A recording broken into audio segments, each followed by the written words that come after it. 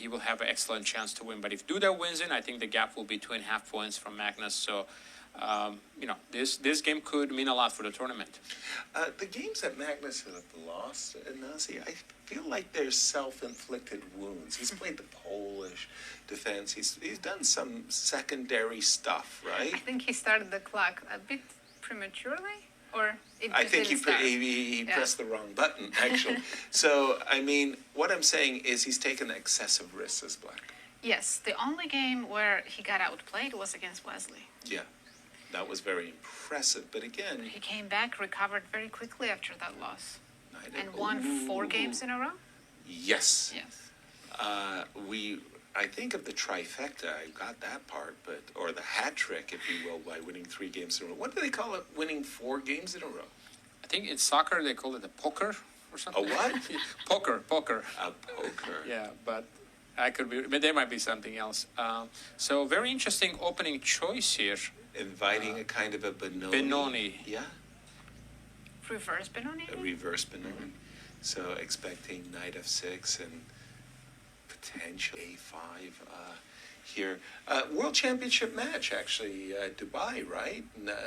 Nepo and Magnus were exploring some lines Magnus here. won with Black. Yeah. Exploring some of these lines, Var. Bishop c5. Reinforcing the pawn on d4, simply developing and asking white, are you playing for a3? Are you going to go knight a3? Are you going to go knight d2 to e4? What you going to do? I think they're still following Paul Carlsen game from the match. Exactly. One of the things about a World Championship match and training for those matches, I mean, it's sort of like you stock up weaponry, openings, because it's so rare that you even show 5% of what you prepared. So you really carry for, I want to say, a number of months and even potentially years.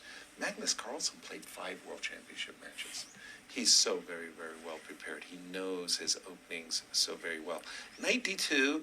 I just point out that we're following this game Aronia Duda, where Duda was with the black pieces in Yeah. this position just last year. That is to say, the theory. Yes.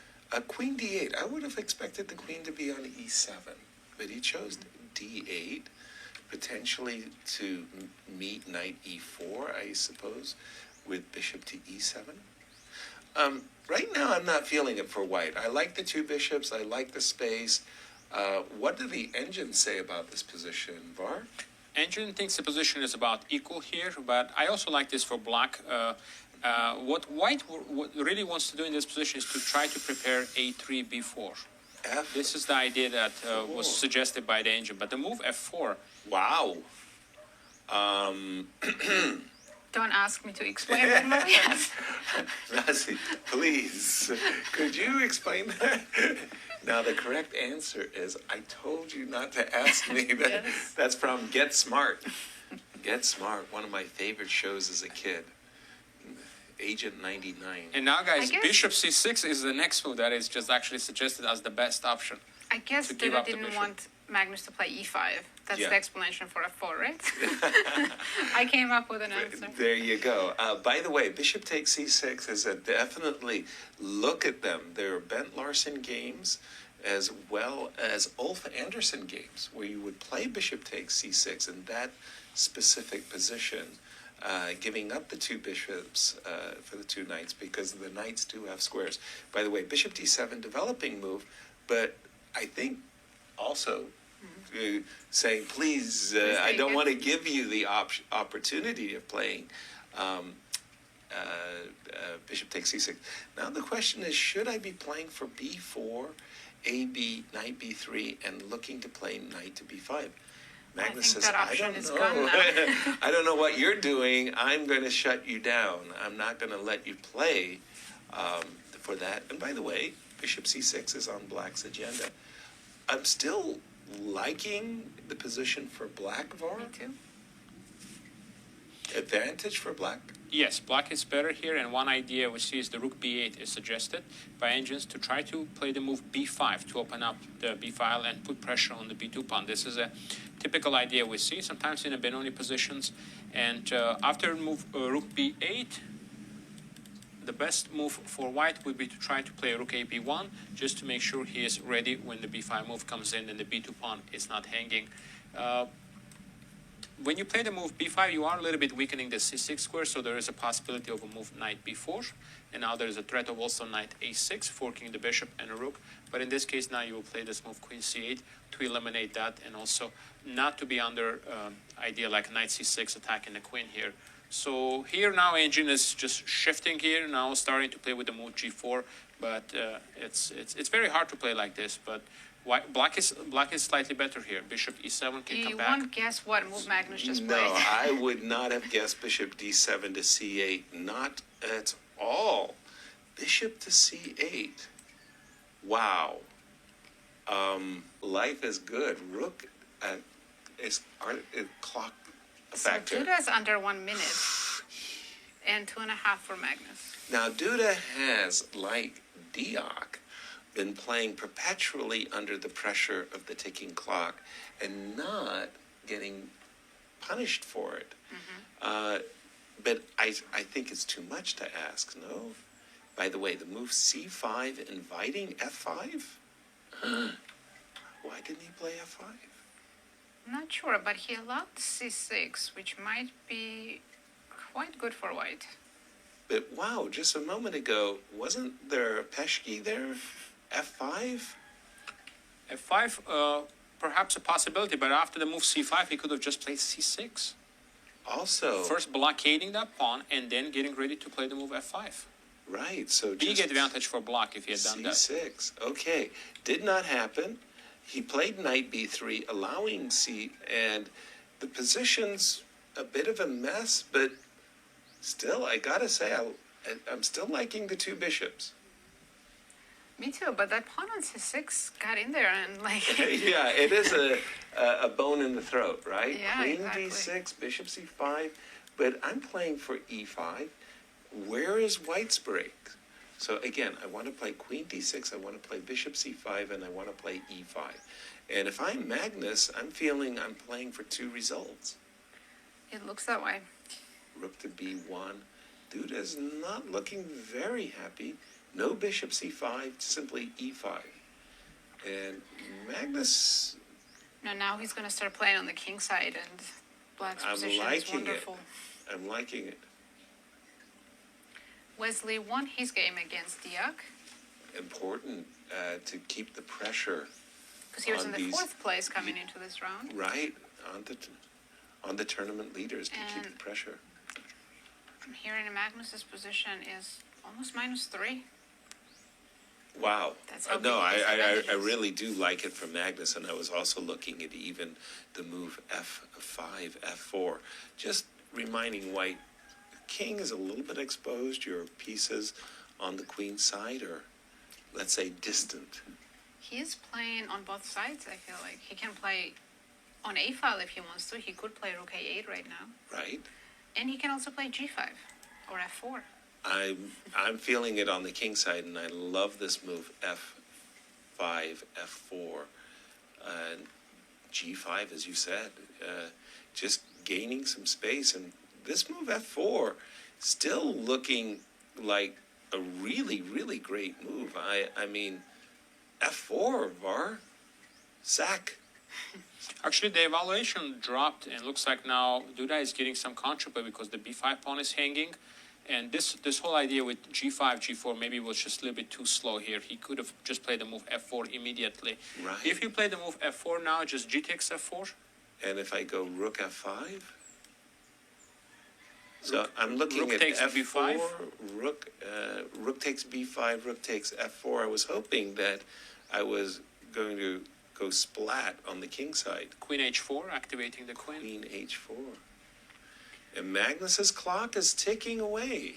Right? Yeah, it's So very he can- unclear now, the For position. about 40 Wow, seconds I'm now. just going to refresh my board, everybody. Do not panic. Where am I?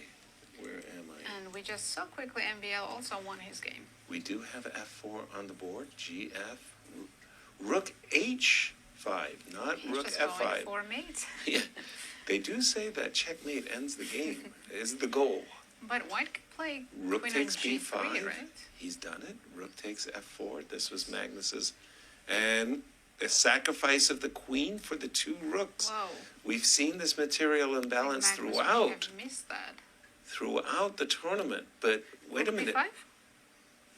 Can I take rook B5 first? Rook b5, and there's a check on b1, and Magnus spotted it. Oh, but just rook F1.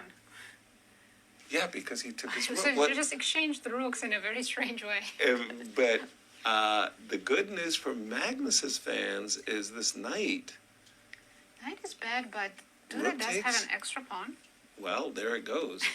If he did, I didn't make He I did, didn't make but the now count.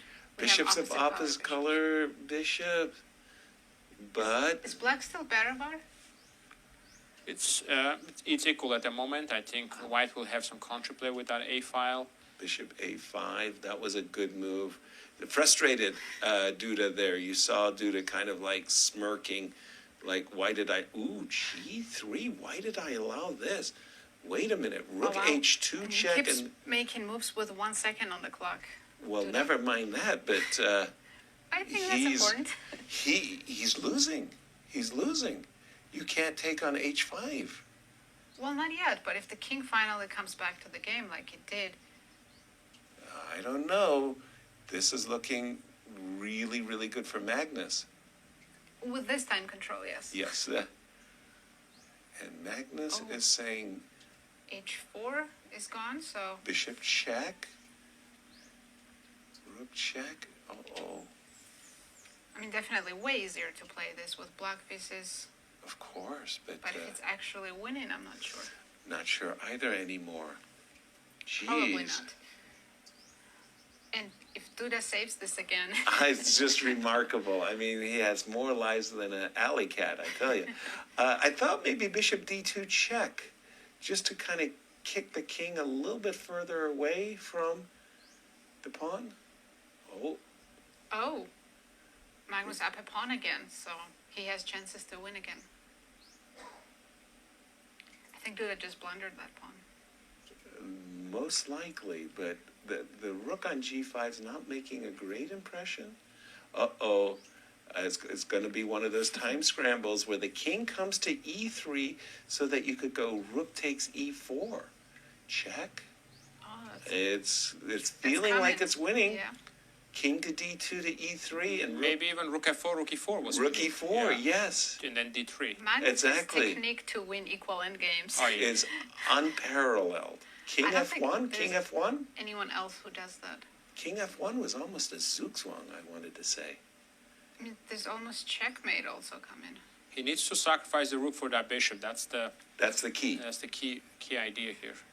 And if I go g2, no, he didn't want to go. G2, I think just rook a2 check. It'll be just a lot of checks on the first Would and be a second lot rank. of checks. Okay, fair. And you know what he wants to do. He's telegraphing his move of exchange sacrifice. And same Now- story. Rook is coming to come to e8. Rook is coming to e8. It's not that direct because every time he threatens to take it, Duda moves his bishop. Well, here we goes. Take okay, the he has to bishop. take it now. Take Yes. the There we bishop. There we go. And Duda shaking his head as he's recognized he's in a losing position, d3, and Magnus rocks and rolls. It's the case where two pawns are better than a rook. Yeah, and Wow. there he goes. Magnus doing what he has to do, 5 in a row. Now that Unbelievable. there- Actually, very believable, but amazing. it's amazing. I have seen Wow. it throughout his Wonderful career. game. He is an extraordinarily gifted player. I'm looking at this round, and we